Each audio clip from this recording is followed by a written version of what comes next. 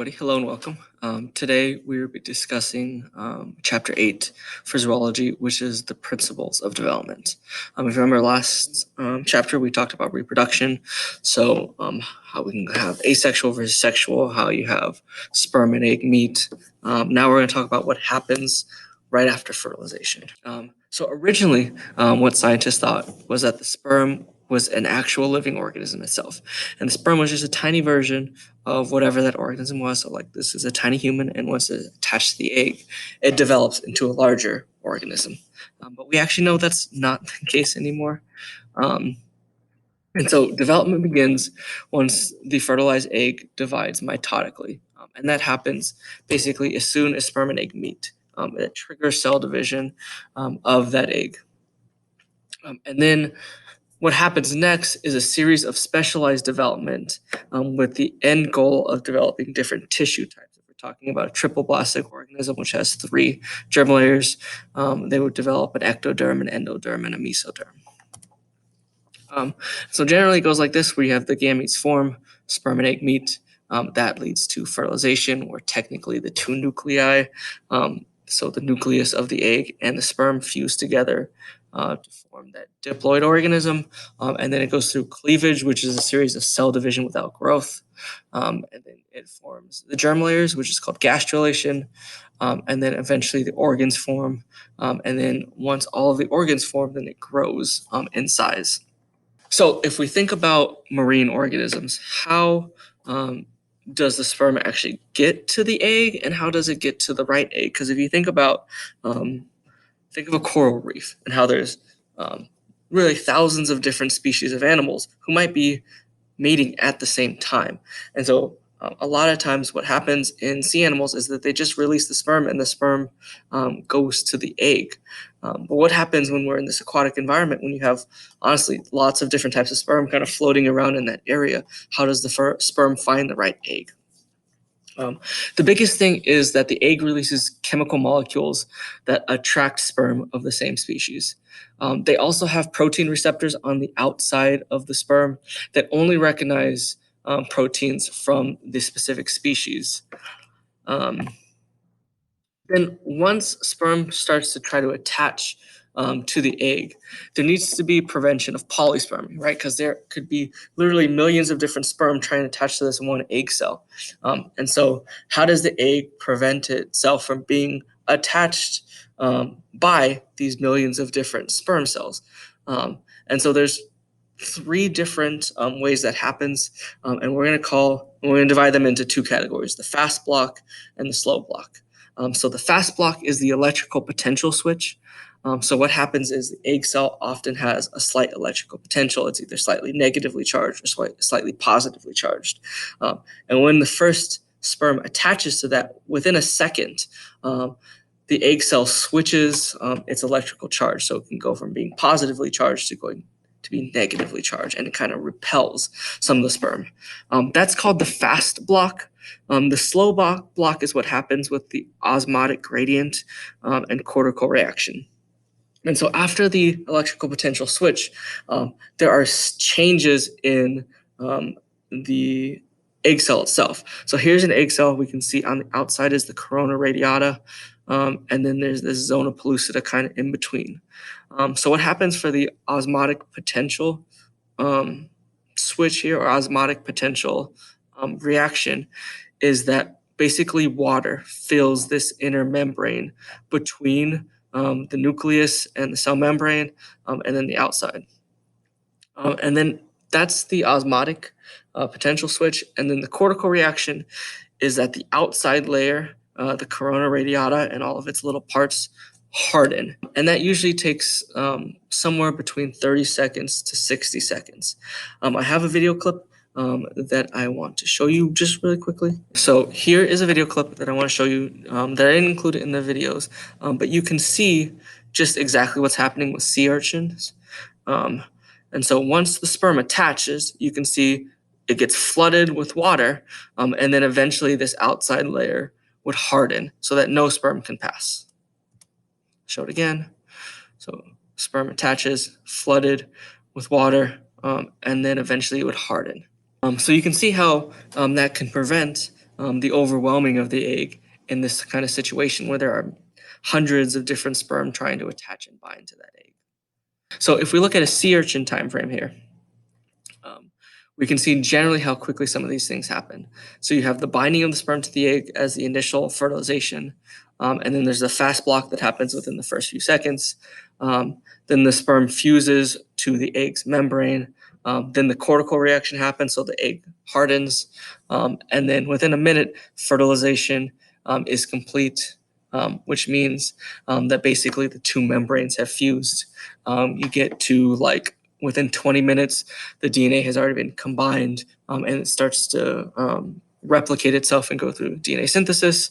And within 90 minutes, so an hour and a half, the first cell divisions start. And if you watch the videos, you kind of saw generally what that looks like when the egg cell brings in the sperm's nucleus. Its DNA unravels, it combines, and you make a unique organism there. And then once that's all complete, and the DNA has been synthesized, so you have two copies of the DNA, then the whole process, or then think of mitosis when you learn about biology. That starts to occur. So one cell divides into two, two cells divide into four, four divides into eight, and so on. And that process where the cells divide without growing is called cleavage. And we can see here, cleavage can take many different forms. It can be like a simple like equal cleavage where one cell divides evenly into two, four, so on, so on, so on, and then you get this ball of cells. In some other organisms, it's uneven. It happens in like at an angle. You don't need to know about like the different names for all of these. Just know the word cleavage and generally what's happening, right? You have one cell dividing multiple times until eventually you have this like ball of cells that's hollow. And that hollow ball of cells is called a blastula. That's a vocab word. And the process of making it is called blastulation. Here's what it would look like inside, where there's a blastocele on the blastoderm is the outside. That's important because this is the next stage in development. You can't get germ layers until you have this hollow ball of cells here. So then once you have that hollow ball of cells, it starts to fold in on itself to make the germ layers. And when it folds in on itself to make the germ layers, that's called invagination. So, if we have this ball of cells here, it folds in on itself and starts to make a cavity. That cavity we can see here is called the blastopore. And eventually the cavity can have different fates. It can keep folding in on itself. It can go all the way through the ball of cells. It depends, and we don't need to know at that level of detail. But this process of the actual ball of cells folding is called gastrulation. And eventually what it leads to is the formation of germ layers. So just to point out a couple other things in this picture, during this process, you also have the formation of a gut. So this is what an incomplete gut would look like. An incomplete gut is when, if you think of a jellyfish, there's just one opening things go into and out of that. Well, you have a complete gut. There's an entrance and an exit.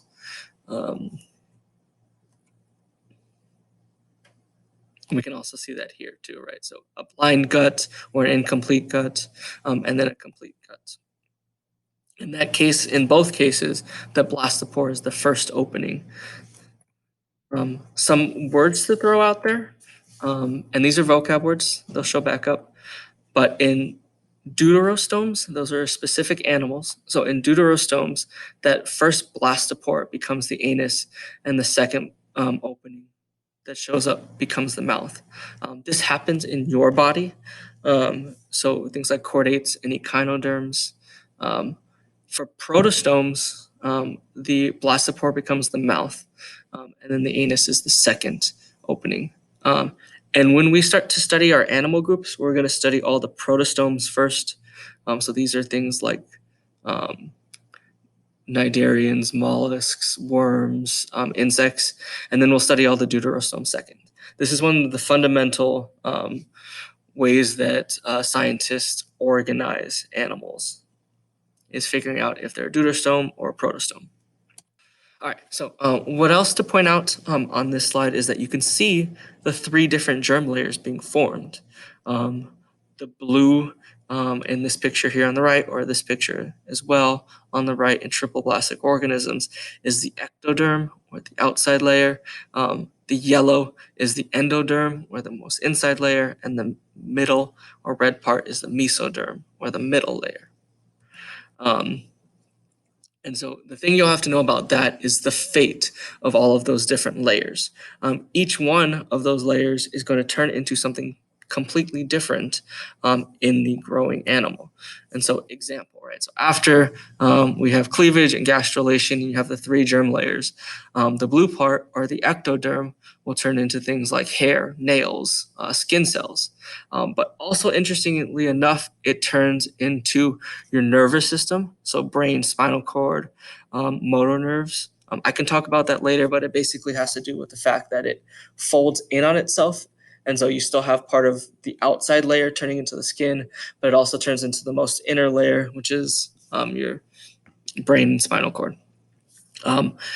Mesodermal cells turn into things like the lining of your abdominal cavities, blood, bone marrow. It turns into certain organs like the kidneys, the ureters, the gonads. And then finally, the endoderm, the most inner layer. Think of some of the most inner layers of your body, like the inner lining of your intestine, your liver, your pancreas, your pharynx, parts of the digestive system, your respiratory tract, those things that are most inner in your body and protected. That's the endoderm. So generally ectoderm outside plus nervous system, mesoderm middle, so blood, bone, and endoderm most central in your body, respiratory digestive tract. There's this word that you're going to have to know, but I want to explain it a little bit. So the word is called a coelom, and a coelom shows up in organisms who are triploblastic. So they have three germ layers. And what a coelom is basically a secondary cavity that's surrounded by mesoderm. And so if we look here, we can see the three germ layers. Right, this is a triploblastic organism. Here's the ectoderm on the outside, the endoderm on the inside, and then the red is the mesoderm. This tube in the middle, that's your digestive tract, right? Everybody has that. That's the gut. But the coelom is the secondary cavity that surrounds the digestive tract. And you can see that it's surrounded by mesodermal cells. So that's what a coelom is. It's this cavity that is surrounded by mesodermal cells. And we can have animals that don't have that coelom, and they're called acoelomates, like flatworms, which are like little planaria. Here's kind of a view of like a cross section of what they would look like. So here's an organism that's an acoelomate where they still have all three germ layers, ectoderm, mesoderm, and endoderm, but there's no secondary cavity as you see here. We can have what are called pseudocoelomates, which they have this cavity, but it's not completely surrounded by mesoderm. And if you look at this picture, it's not completely surrounded by red, is basically what you're seeing here. And then true coelomates, which have this complete cavity surrounded by mesodermal cells. That coelom provides space for your organs to move around, right? If you've ever been jolted in one direction or another, that cavity gives your organs space, and there's also membranes that form that help to surround and protect your internal organs as well. Now just talk about the rest of the development process, right? We've got fertilization, which is when sperm and egg meet, and then you have the initial development processes where you go through like cleavage, which is the cell division to make the blastula, hollow ball of cells. That blastula folds in on itself to form a gastrula, and it goes with gastrulation where you form the germ layers. Those germ layers can develop into the different organs and parts of the body. And then once it actually has like some shape and function, then it starts to grow and you start to see these secondary characteristics show up in the womb. So let's talk specifically about an amniotic egg, which is going to be what you open up today in your lab. So reptiles, birds, and mammals all have amniotic eggs. Mammals usually keep theirs internals unless we're talking about a platypus. but they all have amniotic eggs. And amniotic eggs are named after having an amnion, which is a protective layer of the egg. All amniotic eggs have four membranes: a yolk, a chorion, which in your body turns into the placenta, an aleontis, which can turn into the umbilical cord, and an amnion. You can see them all here present in the chicken embryo. There's the aleontis. You can see the growing embryo, the yolk sac, the chorion, and the amnion. Just pointing out all four layers there. We can see, like in a growing embryo of a fish, how the yolk sac provides the nutrients for the young as they grow. And as they grow, that yolk sac starts to disappear. That's what they use for nutrients. That's the function of the yolk. Other functions to point out, if we look at mammals instead here, the aleontis turns into the umbilical cord. It's the connection to the mother. The amnion forms like an amniotic cavity and some fluid, which gives protection to the young, like shock protection. Think of how your brain is surrounded by liquid. Similar things here. And then the chorion is for like exchanging of gases. That would eventually form the placenta in your body if we're talking about mammals. And that's where oxygen and waste are exchanged between the embryo and the mother. We can look at humans here, right? So we have, here's the early ball of cells and with the blastocoil there. This ball of cells, like fertilization actually happens in the oviduct. So fertilization happens in the oviduct. So that's where sperm and egg meet. And then it starts to go through the process of like forming that ball of cells. And that usually takes about 10 days for it to make its way down the oviduct and into the uterus, where it implants in the uterine wall and is taken in by the mother. And within 4 weeks, she's basically formed all of the different layers that need to protect the growing young. And then within 5 weeks, it starts to grow in size and develop some of the limbs and organs and things like that. So I know that's a lot, and it might be confusing. A key thing for you will be vocab. So make sure you know your vocab, because a lot of these words are connected to all the things we just talked about. Hopefully that helped, and thank you for watching.